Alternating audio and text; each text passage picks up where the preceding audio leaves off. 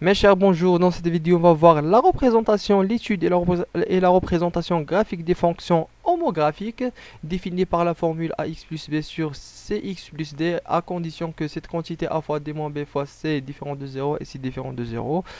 Alors, on commence par une définition des fonctions homographiques. Alors, comme j'ai dit dans le titre, que les fonctions homographiques est une fonction numérique définie par la formule explicite a fois x plus b sur cx plus d avec a, b, c, d sont des coefficients réels à condition que a fois d moins b fois c différent de 0 et c différente de 0. Je continue. Alors, là, je pose une petite question. Pourquoi on a posé ces deux conditions dans la définition d'une fonction homographique? À quoi servent ces deux conditions dans la définition d'une fonction homographique? Alors, si vous voulez chercher, j'attends vos réponses dans le privé après la séance, après la fin de la séance. C'est pas maintenant. Alors, pour les gens qui veulent démontrer ça et veulent chercher la raison, alors j'attends vos réponses. On peut discuter ça dans le privé. Alors, on continue maintenant notre cours. Je vais maintenant citer une propriété qu'on va l'admettre, on ne va pas la démontrer. Voilà, donc soit f est une fonction homographique, alors la fonction f s'écrit de la forme. La fonction f, on peut la transformer de cette forme à x plus b sur cx plus d en bêta plus k sur alpha plus k sur x plus alpha. Notez bien qu'on peut faire cette transformation d'une manière générale comme on peut la faire d'une manière particulière dans les exemples qu'on va voir et les exercices. Alors, je continue. Alors, et à la base de cette transformation, on peut trouver les propriétés, toutes les propriétés de notre fonction homographique. Alors, je continue. La courbe représentative de la fonction f est un hyperbole de centre de symétrie moins alpha bêta. Donc, le centre de symétrie, c'est moins alpha bêta. Donc, c'est d'après la transformation qu'on peut trouver le centre de symétrie de notre fonction. Je continue. L'asymptote horizontale de la droite l'asymptote horizontale de notre fonction et la droite d'équation y est égale à bêta. Aussi, l'asymptote verticale de notre fonction et la droite d'équation x est égale à moins alpha. Finalement, on peut remarquer que la différence entre notre fonction homographique et la fonction hyperbolique k sur x, c'est que le vecteur moins alpha i plus bêta j. On remarque que déjà dans les vidéos qu'on vient de faire, ou bien les vidéos précédentes des fonctions hyperboliques k sur x ou bien a sur x comme on l'a défini, que le centre de symétrie de cette fonction c'est 0, 0. Et le centre de symétrie de la fonction hyperbolique c'est moins alpha bêta. Donc la différence entre celle-là et celle-là c'est le vecteur moins alpha i. C'est la translation de vecteur moins alpha plus bêta. Alors, aussi pour les asymptotes, alors on remarque que pour les fonctions homographiques a sur x, les asymptotes sont les axes verticaux et les axes horizontaux. Donc, pour les fonctions homographiques, ce sont l'axe horizontal d'équation y est égale à bêta et l'axe vertical d'équation x est égale à moins alpha, tout simplement. Et tout se base sur la transformation de la fonction de cette forme à celle-là pour trouver le alpha et le bêta. Donc je continue. Alors notez bien que la quantité delta est égale le déterminant de a fois b, a, b, c, d, c'est a fois d moins bc de notre fonction. Alors si on demande le déterminant, bien le discriminant de notre fonction, c'est cette quantité là, c'est a. On pose ces facteurs là, ces coefficients là, le a, b dans la première ligne de notre déterminant et c, d dans la deuxième ligne, et on calcule a fois d moins c fois b. Alors maintenant, la question qui se pose, c'est à quoi sert ce discriminant? Donc, après le calcul de ce discriminant dans les cas particuliers de notre des fonctions, alors si ce discriminant il est positif, notre fonction sera croissante sur l'ensemble des définitions tout entier. Alors que si ce discriminant il est négatif, alors cette fonction sera décroissante dans l'ensemble des définitions tout entier. On continue. Alors, je propose à étudier la fonction moins 2x plus 1 sur 2x moins 4. Sûrement, on doit mentionner transformer l'ensemble de définitions que j'ai oublié de taper avec PC, je l'ai écrit juste avec la souris. Donc c'est l'ensemble de définitions d de f est égal à les x appartenant à R tel que de 2x moins 4 différent de 0. C'est normal parce que cette quantité elle est posée dans le dénominateur. Et pour que cette quantité doit être différente de 0, alors x doit être différent de 2. Et voilà, donc l'ensemble de définitions c'est R privé de singleton 2. On continue, on commence par toujours on commence pour chercher le dessin de notre fonction, on commence toujours par transformer la formule de notre fonction f pour trouver le alpha et bêta. Et voilà, donc moi, il y a beaucoup de manières pour transformer la formule. Moi, je préfère de travailler avec la division euclidienne parce que ça donne le résultat sur place. Alors je divise le moins 2x plus 1 sur 2x moins 4. Comme ça pour je divise moins 2x plus 1 sur 2x moins 4. Alors à combien je peux multiplier le 2x pour avoir le moins 2x? Alors je dois le multiplier fois moins 1. Alors je multiplie le moins 1 fois moins 2x. C'est moins 2x. L'opposé de moins 2x c'est 2x. Je la pose ici. Aussi pour le moins 4, je multiplie le moins 1 fois le moins 4. Ça donne 4 et je la pose ici, l'opposé de 4 c'est moins 4. Alors je somme ces deux quantités c'est 0, je somme ces deux quantités c'est moins 3. Ça va Mzian? Donc je continue, donc on a trouvé quoi? On a trouvé que la dividende est égale au diviseur fois le quotient plus le reste. Voilà, donc moins 2x plus 1 est égal à moins 1 fois 2x moins 4 moins 3. Donc je continue, alors dans la fonction je remplace cette quantité avec la transformation que j'ai fait. Donc je remplace moins 2x plus 1 avec cette quantité là.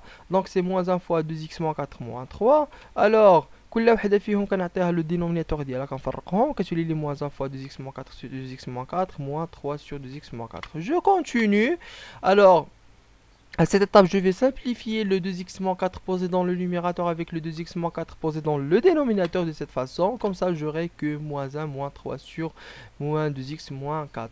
Le moins le numérateur. Comme ça, j'aurai le moins 1 plus moins 3 sur 2x-4.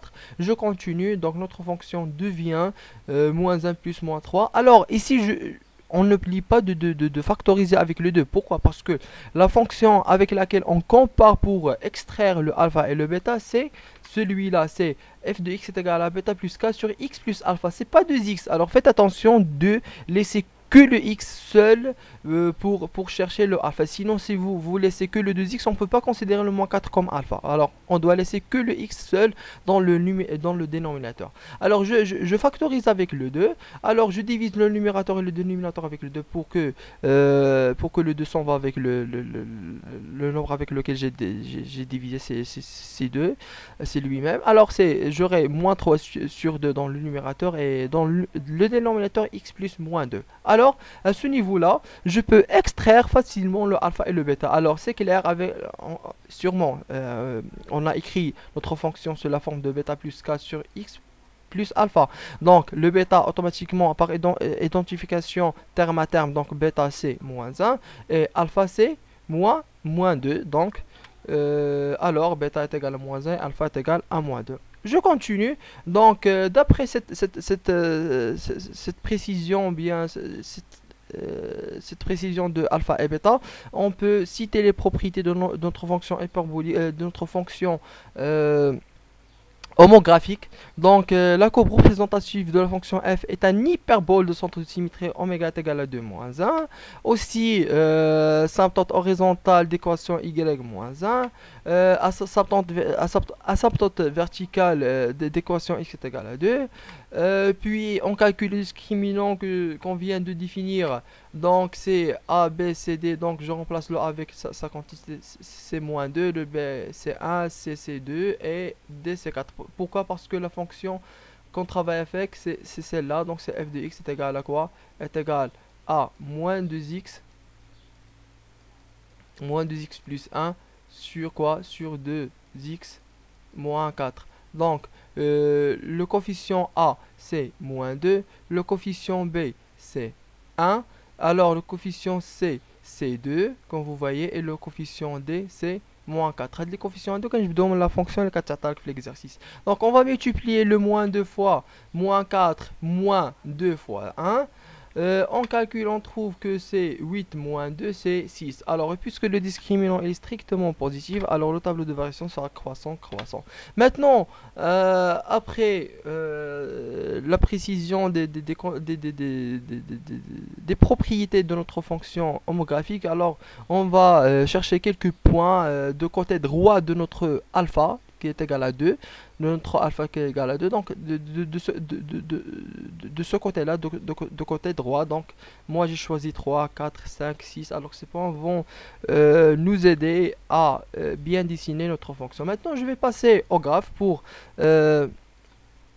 dessiner. Toujours je commence par le centre de symétrie que j'ai précisé. J'ai dit que le centre de symétrie c'est le point oméga de coordonnées de moins 1. Alors je commence à dessiner le centre. Puis on a dit que les asymptotes ce sont les axes de l'asymptote horizontale, c'est la droite x est égal à 2.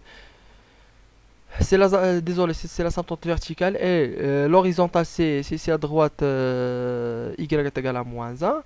Puis je représente les points A, B, C et D de coordonnées qu'on a posées dans le tableau. Je relie le point à main levée de cette façon. Je continue le dessin du point D. Je continue le dessin du point D vers l'axe x est égal, y est égal à moins 1 en s'approchant de l'axe y est égal à moins 1 de cette façon. Puis je continue à main levée en s'approchant de l'axe vertical x est égal à 2.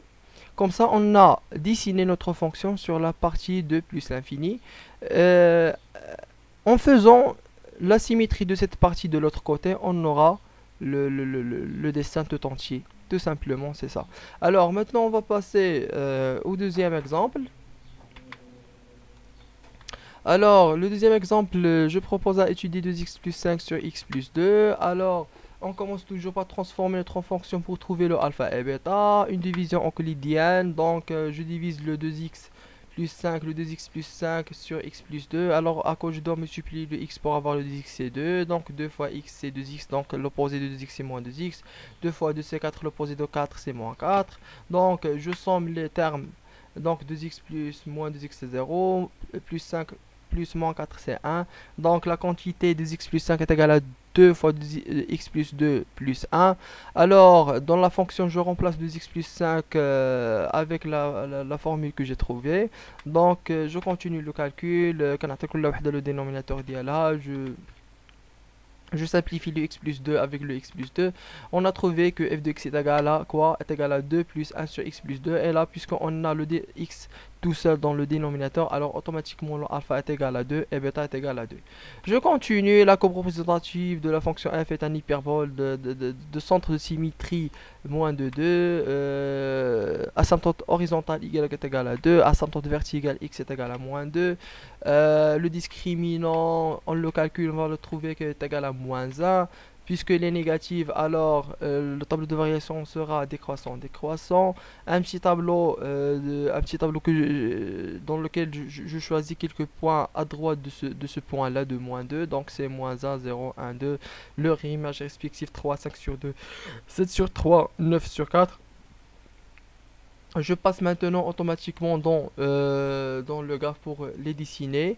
Toujours, on commence par présenter le centre de symétrie, puis les asymptotes qu'on vient de trouver, puis les points. Voilà, de cette façon. Puis on relie les points, puis on continue le dessin du point D en s'approchant de l'axe horizontal. Et puis on continue du point A en s'approchant de l'axe vertical. Puis pour terminer le dessin, le symétrique de cette partie du graphe qu'on vient de dessiner de l'autre côté, comme ça. Et comme ça, on a dessiné notre fonction, on a terminé le dessin. Et voilà, merci pour votre attention. Je suis désolé si j'ai pas bien expliqué quelque chose parce que je suis un petit peu fatigué. Alors, n'hésitez pas à poser vos questions si vous n'avez pas compris quelque chose ou bien j'ai accéléré à des étapes. Alors, j'attends vos questions et à la prochaine. Merci pour votre attention.